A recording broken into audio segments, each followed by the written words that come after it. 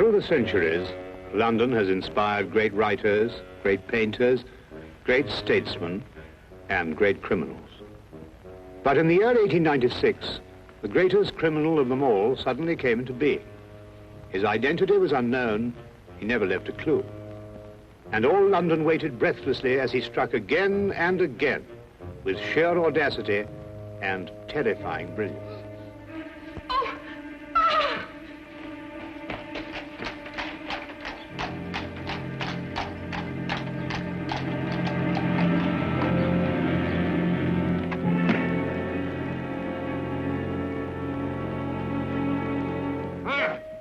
Ah!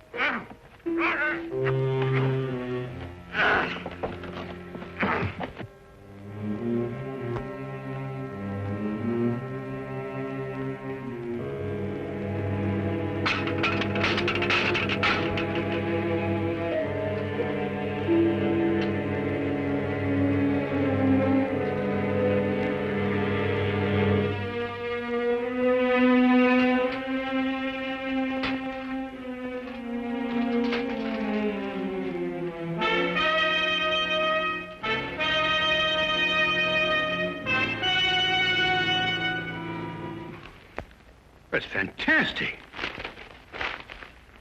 Absolutely fantastic. Huh? Well, first the gold seal from Edinburgh Castle, and then naval secrets from the Admiralty, and now Queen Elizabeth's jewels. What in thunder is Scotland Yard doing? Dunno.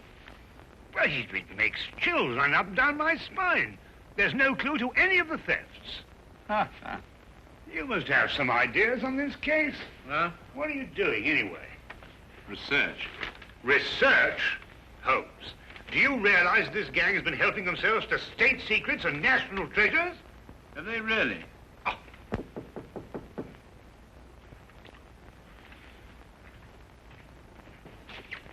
Oh, hello, Inspector. Come on in. Good morning, Dr. Watson. Is Holmes in? Yes, he is, but our communications seem to be faulty.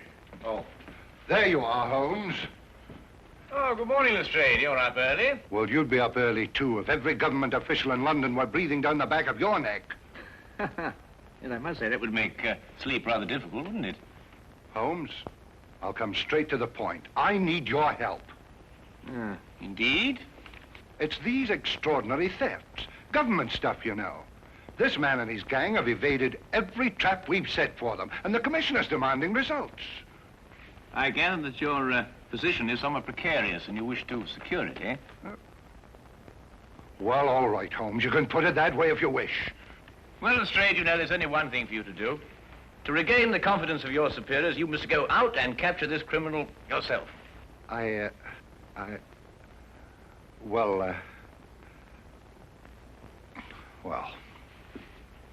goodbye, Mr. Holmes. Fine, Lestrade. Good luck. Lestrade, if I can be of any assistance, please don't hesitate to ask me. Thank you very much, Dr. Watson. Good day. Good day.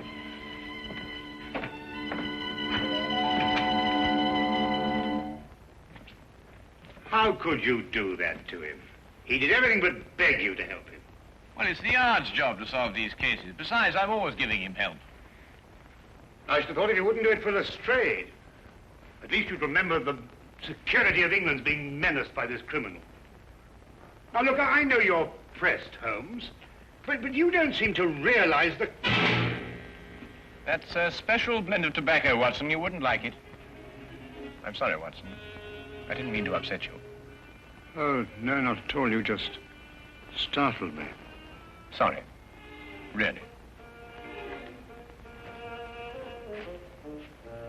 I'm just going out for a walk in the fresh air. Oh, yes, well, goodbye, Watson. Enjoy your walk.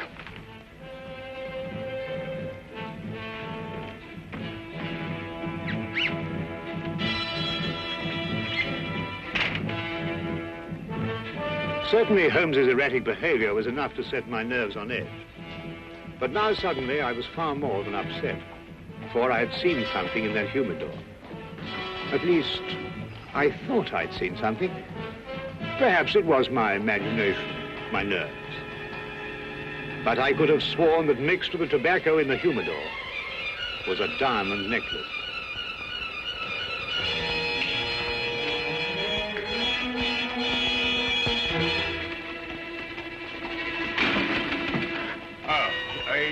going out. Yeah, you just going in? No, I'm just strolling about. Oh, that's nice. Well, I have an appointment. Oh, I say, would you like me to stroll along with you? Well, as a matter of fact, it's a private matter. I think I'd better go on my own. Oh, right. Well, will I see you for lunch? Most likely, yes.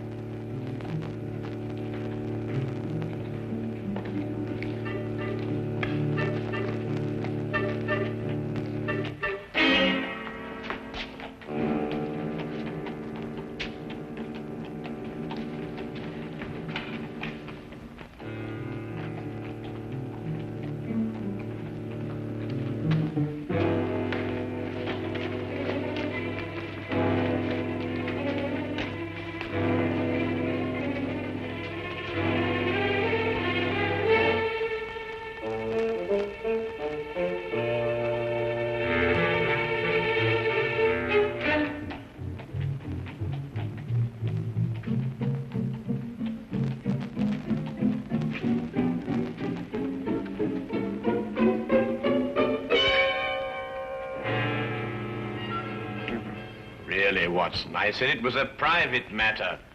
No, Look, I don't want you to think that I... Holmes, you must... No. Well, shall I be seeing you at lunch? I believe we've already discussed that. Yes, we already...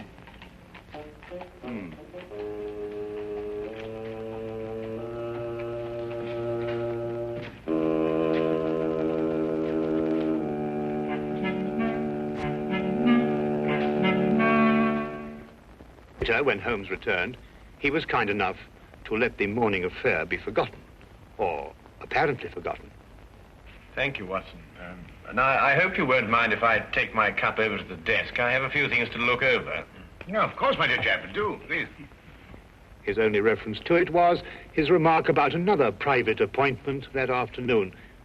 I felt he gave a bit of undue emphasis on the word private. As for me, as terrible as the morning experience had been, it actually stressed the importance of continuing my investigation. One other thing was also made quite clear. I realized that if one were to match wits with Sherlock Holmes, one could not employ ordinary methods.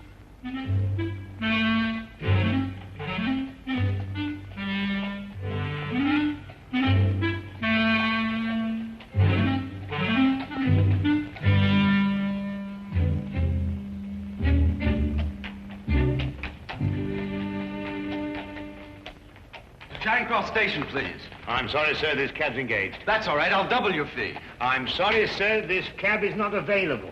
But Belinda and I, we're eloping. We don't have time to, I'm very sorry, young man. I'll triple your fee. For the third and last time, young man, will you kindly go and elope with somebody else? Nobody understands us. Not your father or my mother, nor this cabbie. Come, Belinda. We will fight the world together. But we will prove our love. Cabby?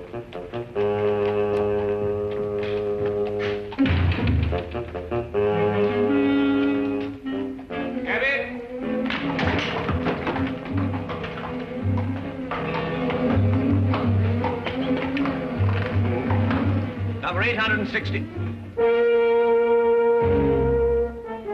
What in heaven's name are you doing up here? This, sir, is where the cabbie usually sits. No. Really, Watson? I'm sorry, sir. I think you've made a mistake, sir. My name isn't... It's Sedgley, sir. Oh. Well, Sedgley, may I give you a word of advice? The corners of your beard are in dire need of repair. Most extraordinary behavior. Ah, here comes the legitimate carriage. Cabby! Cabby! Well, good day, Sedgley.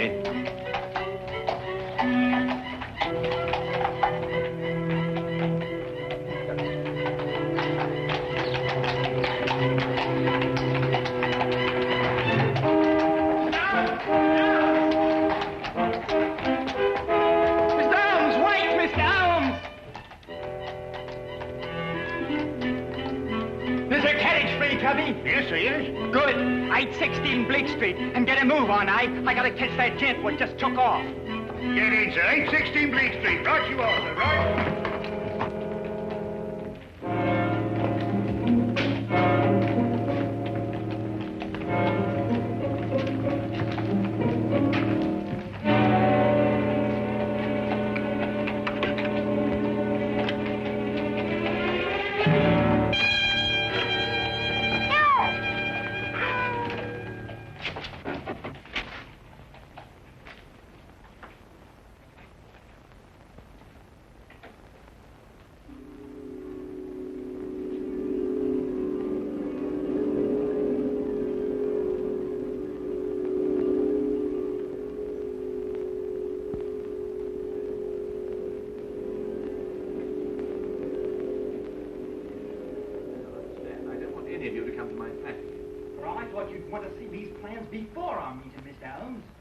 Minor difficulties, nothing serious.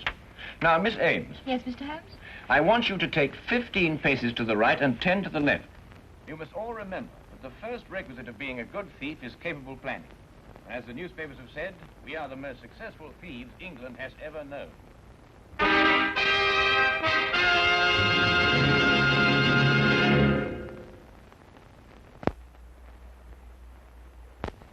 And now, we return to the case of the neurotic detective.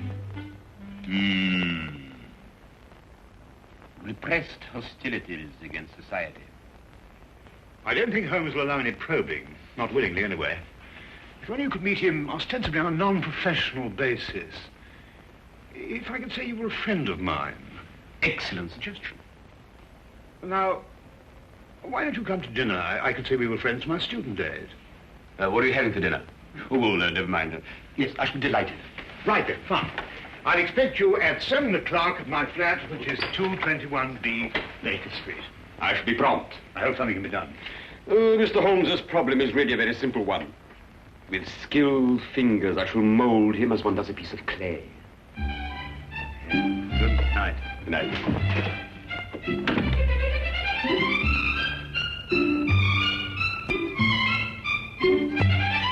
Ah, yes, the inner workings of the mind, Professor. Fascinating. It is amazing how many seemingly normal people are mentally disturbed. Now, take yourself, Mr. Holmes, as a purely hypothetical example. I imagine you might dream that the whole of London fears you. On the contrary, I sleep most soundly.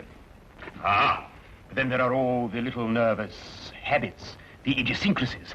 For instance, do you drum your fingers on the table? Do you ever pull the lobe of your left ear? Now, you know, it's interesting that you mention those things, Professor, because I've observed that you have 3 half-smoked cigars in your coat pocket, that your shoes have lifts in them to give you greater height, and that your fingernails are bitten down to the quick. Of course, hypothetically speaking, I suppose you're what one would call an erratic man. Observe the 3 half-smoked cigars. You're also a very vain man. Observe the lifts in your shoes. And more than that, you're a very, very insecure man. Observe the fingernails. I also observed that you've mangled 3 pieces of bread and that you've hacked your roast beef with a more than culinary vengeance. Offhand, and without prejudice, mark you, I'd say that you're suffering from some very deeply repressed hostilities against society. Yes, very deeply repressed indeed. Professor, where are you going? You must excuse me.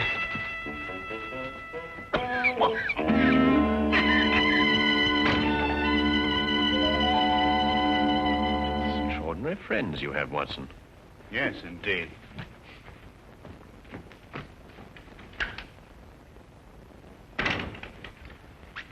Say, he's completely disappeared. Oh, well, just as well anyway. I've got to go out myself in a few minutes. Oh, really? A private matter? Oh, didn't I tell you, Watson? I've been invited to a reception in honor of the new Turkish ambassador. At the embassy? No, as a matter of fact, my dear fellow, it's at the house of our Minister for Foreign Affairs. Oh.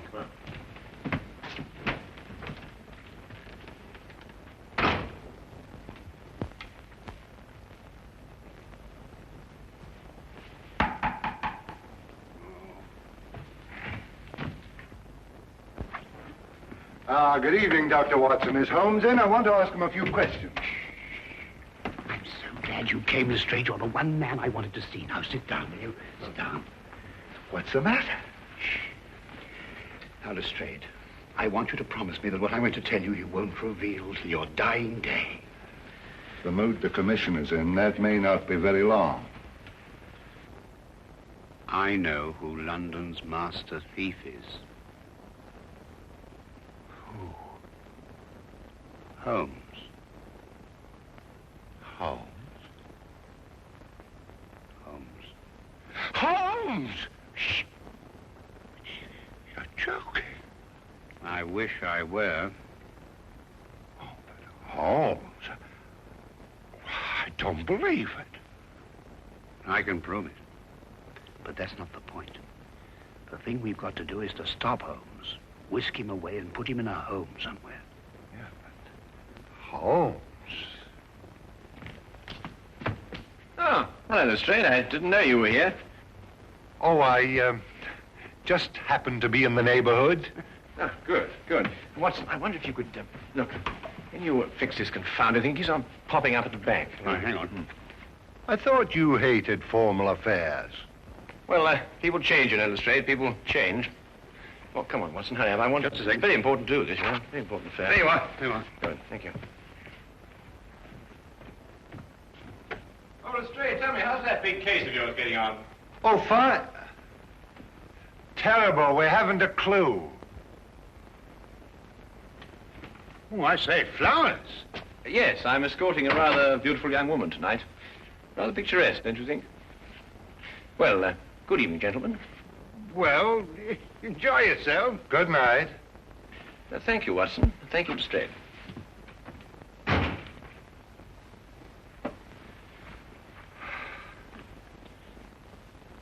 We knew what he was going to do. Let's look at this as Holmes would have... Well, I mean, when he was normal. You know, those formal clothes are very odd. Well, he was invited to a reception at the house of the Minister of Foreign Affairs. Big diplomatic thing. Yes, but ordinarily stay miles away from a thing like that. Therefore, perhaps he has a special reason for going. Perhaps.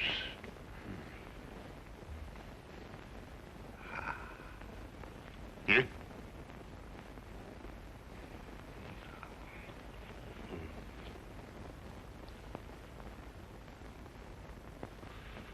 Official papers of state.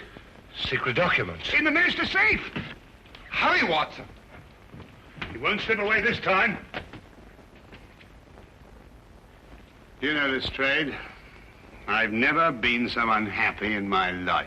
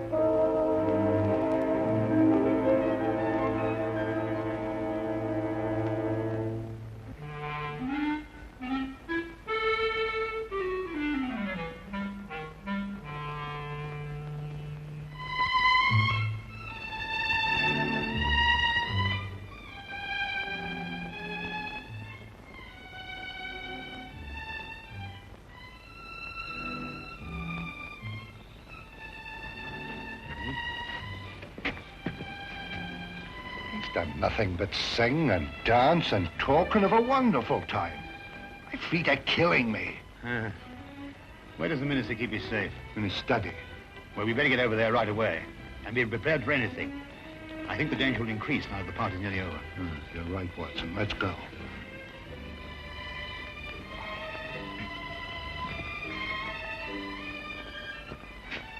Ah, Wilkins. I didn't see Mr. Holmes anywhere, sir. But his young lady left in a carriage, all by herself, sir. Yeah, no time to lose. Dr. Watson. Yeah? I want you to hide behind this curtain here. And, Wilkins, what's in here? It's a cupboard. I want you to stay in here and come out when you need it. Right, sir. I'm going to stay in the hall. We'll get Holmes no matter what he does. Right. Right.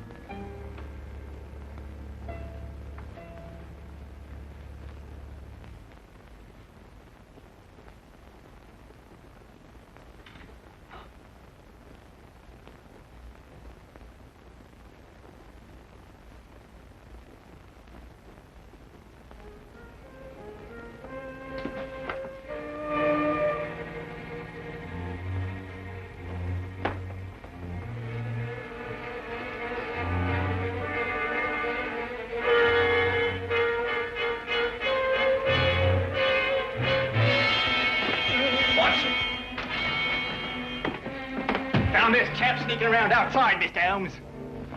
Good work, Toby. Now, look, Holmes, you don't know what you're doing. You're not well. You'll never get away with this, Holmes. I already have. Oh, Toby, would you be good enough to ask the commissioner to come in here, please? The commissioner?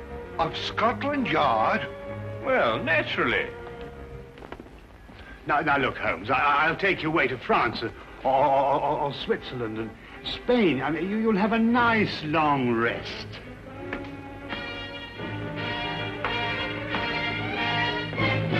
There you are, Commissioner. Splendid work, Mr. Holmes, splendid. Commissioner? You too? What are you talking about, Lestrade? And put your hands down. You're not in any danger. Yes. Mr. Holmes, all Bristol knows you a tremendous debt of gratitude for this magnificent service. Service? Dangers? What on earth are you talking about? There had been a great deal of unrest in recent months regarding the adequacy of the measures employed to guard many of our national treasures and government secrets. It was discussed in the various ministries and at the Yard. It was finally decided that we would put ourselves to a test. Mr. Holmes was hired as a most worthy adversary to our security.